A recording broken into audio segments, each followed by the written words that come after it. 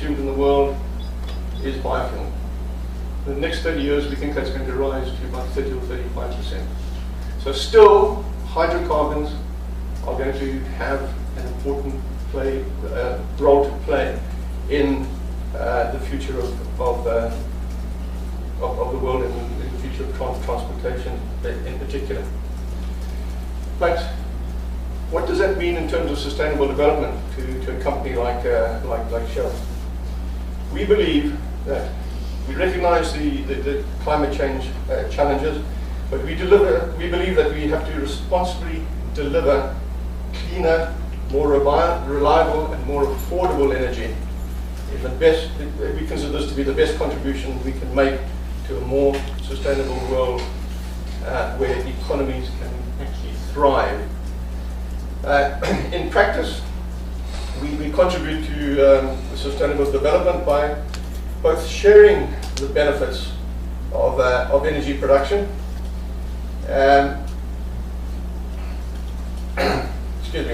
both sharing the benefits of energy production and reducing our impacts. So if we look at what we actually produce, we deliver our benefits by providing more modern energy that people can use and modern economies need to prosper. And we help reduce the impact of our energy, of the energy use by offering cleaner products, particularly in natural gas. I mentioned the dependency on hydrocarbons, but we will see, moving forward, we'll see a move away from the traditional hydrocarbons of oil, and we see a lot more development taking place in the cleaner hydrocarbons, particularly that of gas. And biofuels will have an important role to play in all of this. But as we identified earlier on,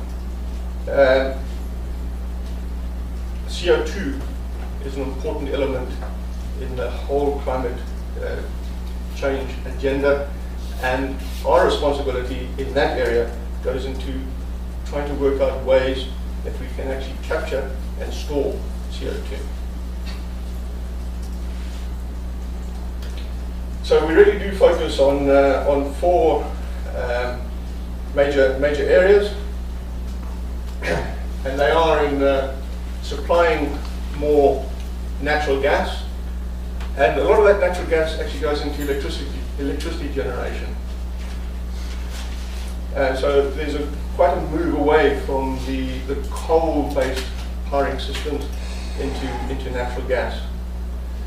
We are supplying more.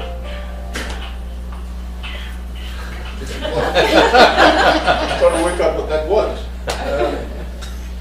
Yeah, we got issued with these phones yesterday, so it's a new damn thing, new toy. Just I apologise for that going off, but we'll try to kill it.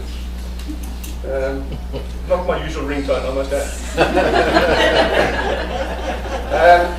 So where were we? Yeah, we also are, as I've already mentioned, we see this growth in biofuels, and we are supplying more biofuels for road transportation. And in actual fact, let me go back in this. Right click. Say again? Right click. Right click. Previous. Oh, previous. There we are. Sorry about that. I'm fiddling around with the phone. I obviously knocked it. As I was saying, in terms of biofuels, we are supplying a great deal, greater volume in biofuels. In actual fact, in Europe, Shell is the largest distributor of fuels in Europe. And given that there is a requirement that 6% of fuels have to contain, well, there has to be a 6% component of biofuels in the petrol that one buys in Europe, we by default are actually the biggest supplier and distributor of biofuels in Europe at the moment, and that will grow as well. I mentioned that we are progressing the work on carbon capture and storage, and we also have to focus very much on our own operations of making those far more energy efficient, reducing the emissions, and particularly reducing greenhouse gas emissions from those from those operations. So on the left-hand side of this slide, which depicts the importance of climate change to us and its impact on the landscape, we've already gone through what's on the left-hand side there in terms of setting the scene.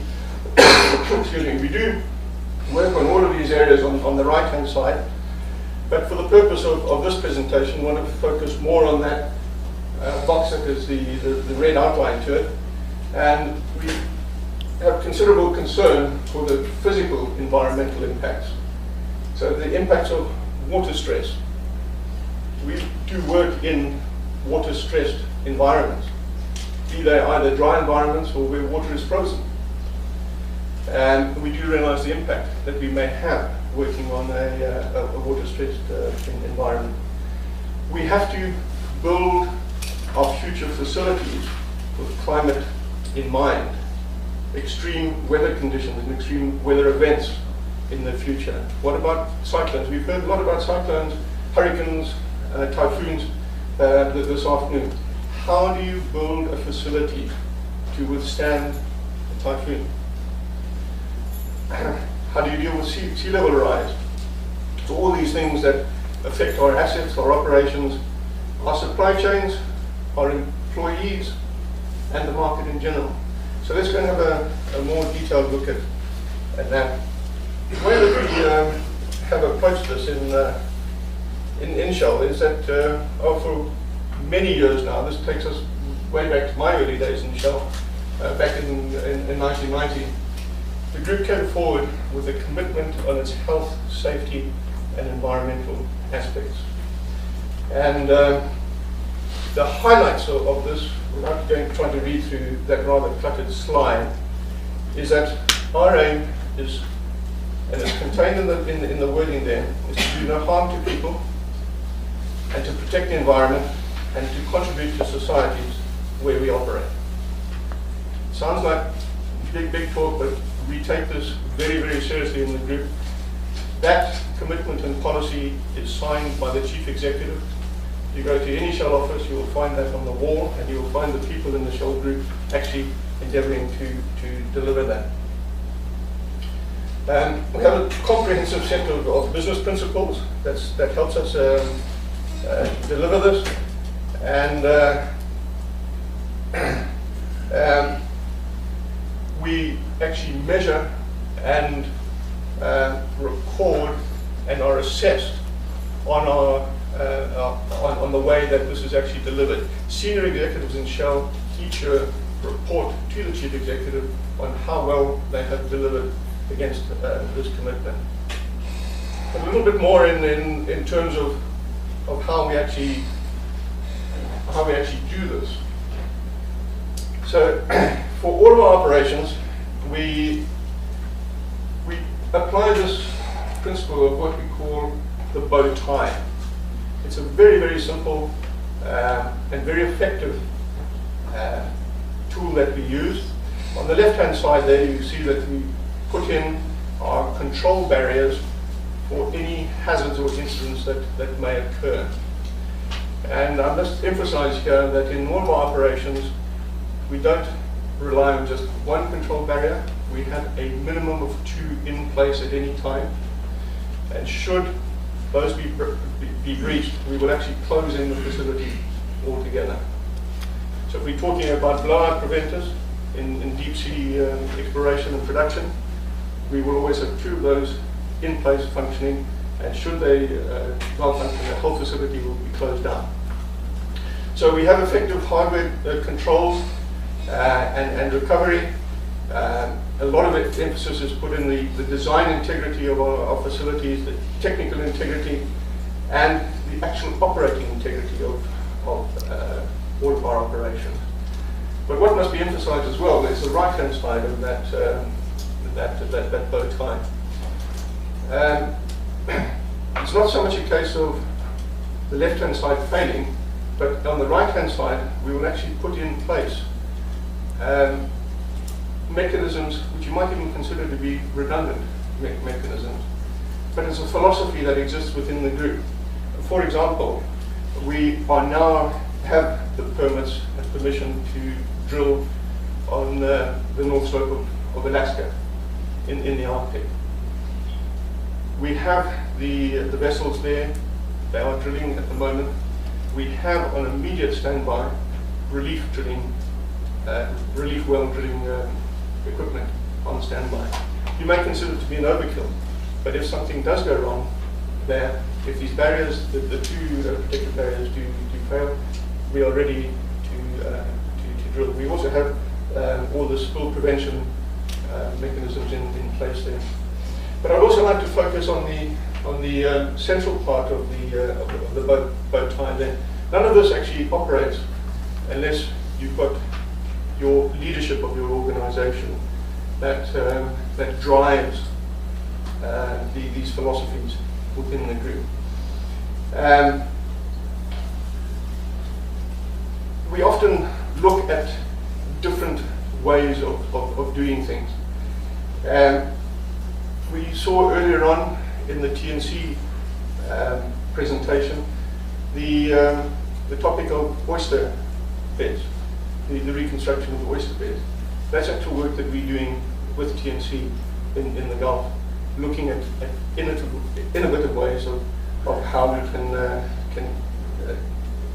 look at using, in that case, nature-based methods for prevention. To be more specific on that, we're doing a lot of work with IUCN membership. We work with Wetlands International, we work with Nature Conservancy and Earthwatch in different parts of the world.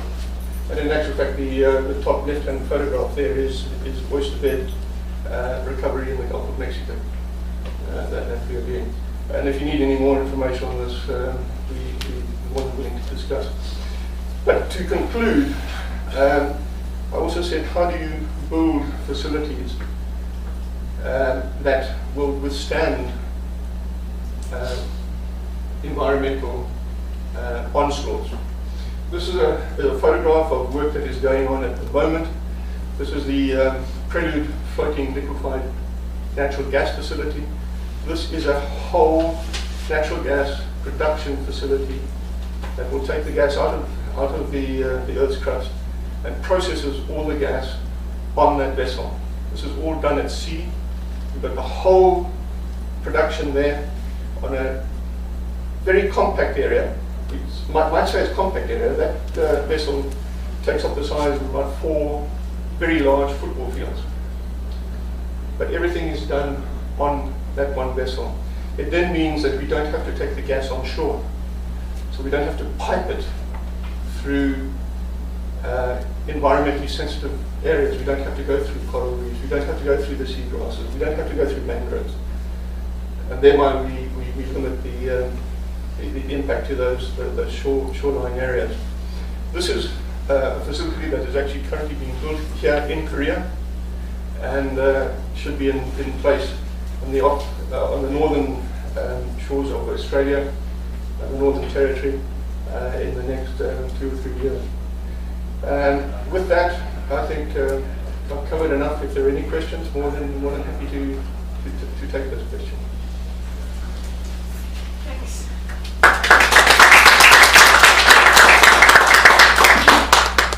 We'll try to take the questions at the end. I'm really wanting to leave us at least 25-minute discussion. So our next speaker, Radhika, I'm just going to ask you to speak through, just because I know and I can do that. Our next speaker is Radhika Murthy. She's the program coordinator at the Ecosystem Management Program in IUCN, and she's responsible for the development and implementation of IUCN's work on disaster risk reduction globally. So Radhika. So Mark and Steve talked about the information, the knowledge that's being generated on how to ensure that ecosystems are managed for risk reduction. What do we do? What do we do with that information? How do we use that to actually catalyze change? How do we get people into action and make sure we don't do business as usual, but we are actually truly mainstreaming environment, disaster risk reduction, and climate change? So in the next 5 minutes, Iman's given me 5 minutes, yes. I will try and share some lessons we've been learning just in the past 12 months in convening people around this topic and trying to accelerate the uptake of the linkages, accelerate the uptake of recognizing the importance on why we should do mainstream ecosystem management, disaster risk reduction, and climate change.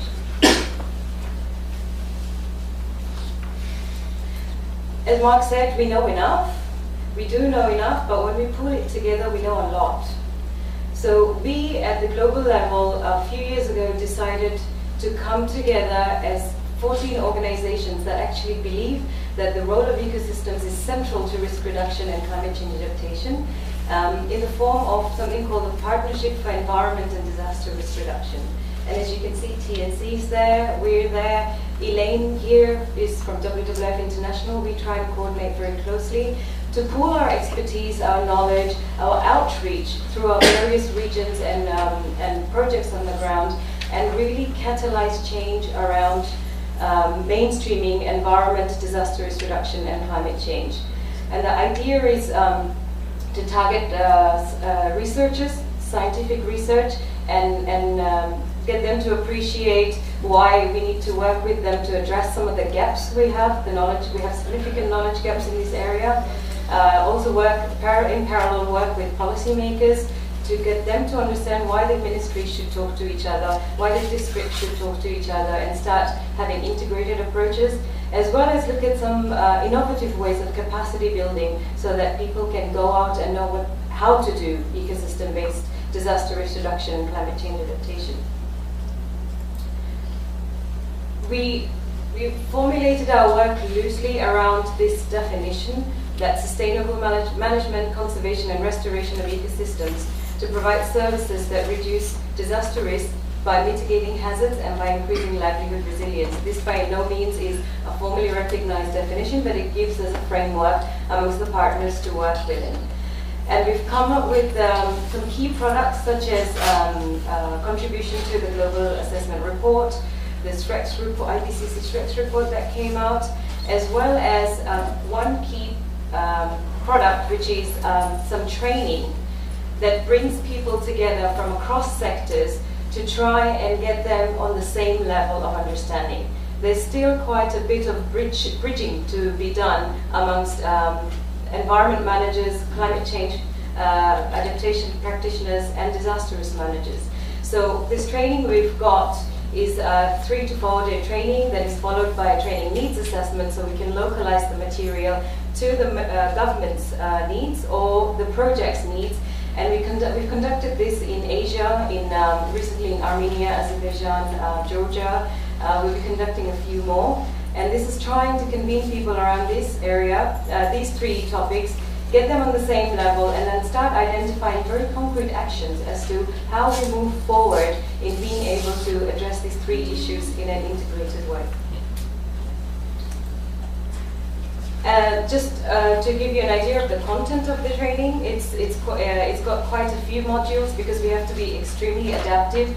Each country is different, each audience is different, so we've got a whole range of modules that we can put together following the training needs assessment and identifying what is priority for that country, whether it's more ecosystem-based DRR, whether it's looking at spatial planning. So we pull together the material after we have a consultation through a training needs assessment with the potential participants. And by the way, tomorrow at one of the conservation campuses, we have a 1-day version of this training. So if you're interested in getting an idea of the content to see if it's of use for your work or your government, please join us at the Lotte Hotel. Some of the principles that we've kept in mind when trying to pull this together: this cannot be an environmental agenda. This threatens people, this makes people think it's greenwashing, it makes people think that we're trying to take over the DRR, the humanitarian aid, or the climate change agenda. It's not. It's going to be information that people can relate to, whether they're DRR practitioners, climate change adaptation, or environment managers, and be able to take it back and take certain actions within their capacity that helps them integrate their efforts. So this cannot be an environmental agenda, or it cannot be seen as such. And we've kept that very much in mind when pulling this material together. The focus of this training package is to provide the why, because the how becomes very site-specific. We do have some really good and bad examples of how it's been done in other places, but we have to keep in mind that solutions, promoting solutions has to be very localized and very site-specific. But what we can do to make sure the solutions serve the purpose is to give them the why, the linkages, make it obvious why we need to work together. Another thing we have to keep in mind is that this is not a new area of work.